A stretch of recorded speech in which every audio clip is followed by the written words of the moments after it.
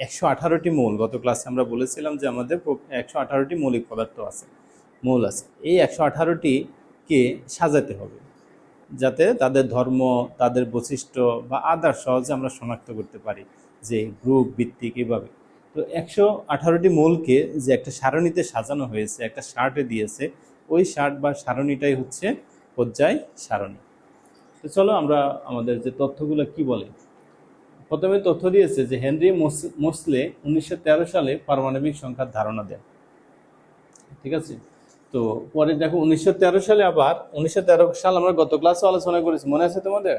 ওটা হচ্ছে কে? Nils bore, যে পারমাণবিক গঠন যে আলোচনা করেন, পরমাণুর গঠনই আলোচনা করেছিলেন, পরমাণুর মডেল দিয়েছিলেন, রাদারফোর্ড মডেলকে সংশোধন করে, সে 1913 সাল। এই যে 1913 সালে হেনরি মোসলে আবার পারমাণবিক সংখ্যার ধারণা দেন। 1913 সালে আধুনিক পর্যায় সূত্র আবিষ্কার করা হয়। পর্যায় সারণীতে 7টি পর্যায় এবং 17টি গ্রুপ আছে।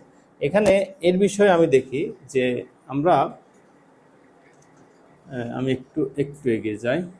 ল্যাবোইসিয়ে মৌলিক সমূহ কত ভাগে ভাগ করে। এখানে এই যে এটাকে বলা হয় পর্যায়। দেখো এটা হচ্ছে পর্যায়, 1 2 3 4 5 6 7, 1 2 3 4 5 6 7, এটা হচ্ছে 7টি পর্যায়। আর যখন এভাবে দিব, এই যে এটা হচ্ছে গ্রুপ, এগুলোকে বলা হয় গ্রুপ।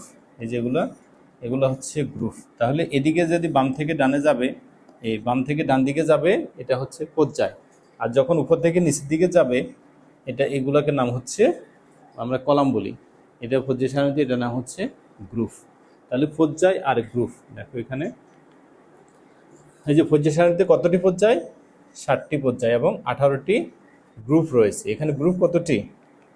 এই যে এরকম, এই যে 7টি পর্যায়, বাম থেকে ডানে এভাবে 7টি পর্যায় আছে উপর নিচে, আর গ্রুপ আছে কিন্তু এখানে 18টি গ্রুপ। এই 118টি মৌলকে 18টি গ্রুপ এবং 7টি পর্যায়ে বিভক্ত করে একটা সারণী তৈরি করেছে, এটা নাম হচ্ছে পর্যায় সারণী।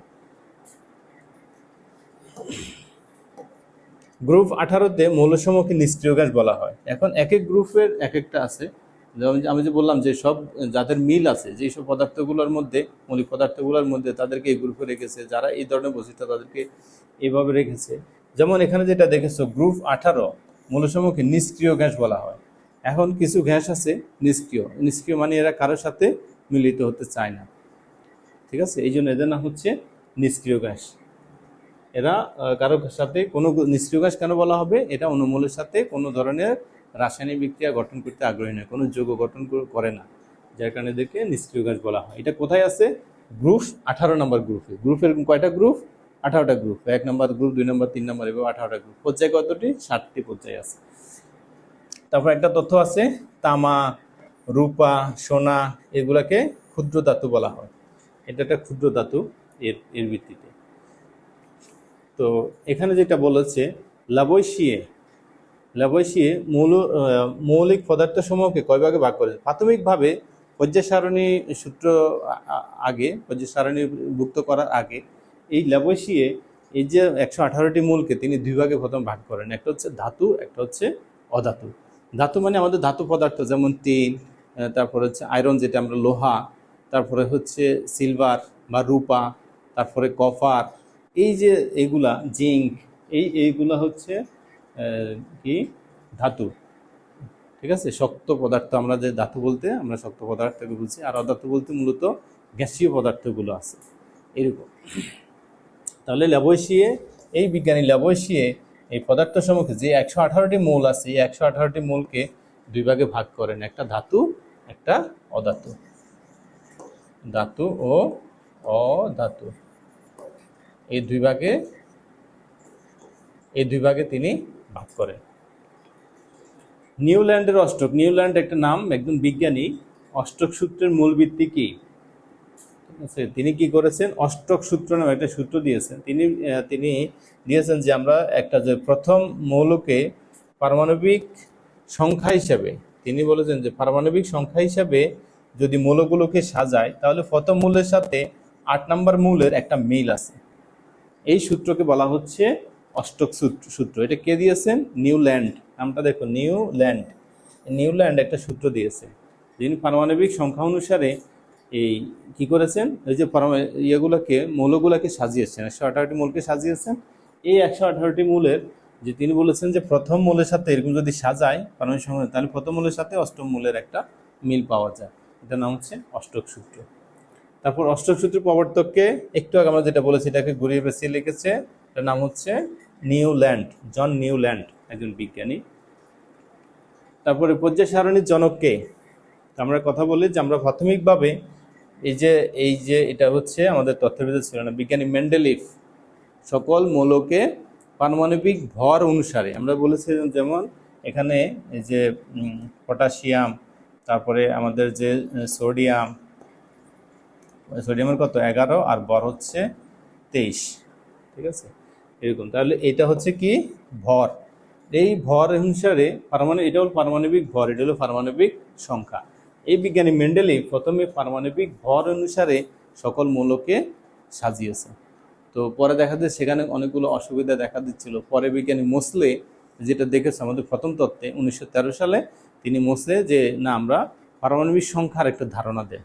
পরবর্তীতে 1913 সালে এই পারমাণবিক সংখ্যা ধরে আবার এই ইয়েগুলোকে সাজিয়েছে।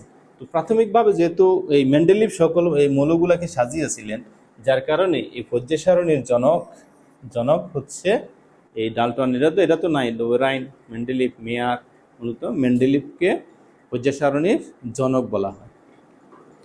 কোন বিজ্ঞানী পারমাণবিক সংখ্যার ধারণা দেন? মূলত কোন বিজ্ঞানী পারমাণবিক সংখ্যার, ওই যে মোসলে, হেনরি মোসলে। মেন্ডেলিভ না, মেন্ডেলিভ সংখ্যা ধারণা, তিনি তো পারমাণবিক ভর হিসেবে এগুলাকে সাজিয়ে ফেলেছে। নিলস বোর এখানে এই পর্যায় সারণীতে আসেননি, তিনি আমাদের যে দিয়েছেন, যে পরমাণু মডেল দিয়েছেন সেখানে আছেন। তাহলে আমাদেরকে রাদারফোর্ড, তিনিও পরমাণু মডেলে দিয়েছেন, তাহলে আমাদের হচ্ছে হেনরি মোসলে। ইউপ্যাক একটা শব্দ দেখেছো এখানে, অবশ্যই এটার একটা অ্যাব্রিভিয়েশন আছে, international union of pure and applied chemistry. এটা হচ্ছে রসায়নের একটা সংস্থা, এটার নাম সংক্ষেপ হলো IUPAC, international union of pure and applied chemistry.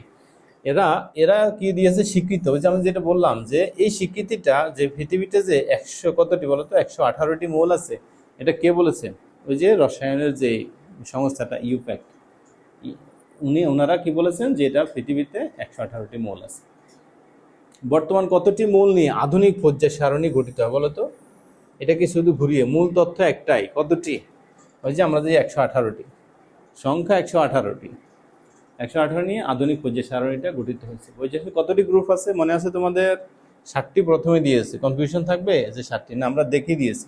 আমাদের এই বাম থেকে ডানে এটা হচ্ছে পর্যায়, আর লম্বা যে কলামগুলো আছে এগুলো হচ্ছে গ্রুপ। তাহলে এখানে বলা হচ্ছে গ্রুপের কথা। গ্রুপ কতটি? গ্রুপ আছে 18টি। আর এই দুইটা সংখ্যা তো আমাদের নাই, আমাদের শুধু পর্যায় সারণীর ভিতরে 7 এবং 18। তাহলে 7টা হচ্ছে পর্যায় আর 18টা হচ্ছে কলাম বা গ্রুপ।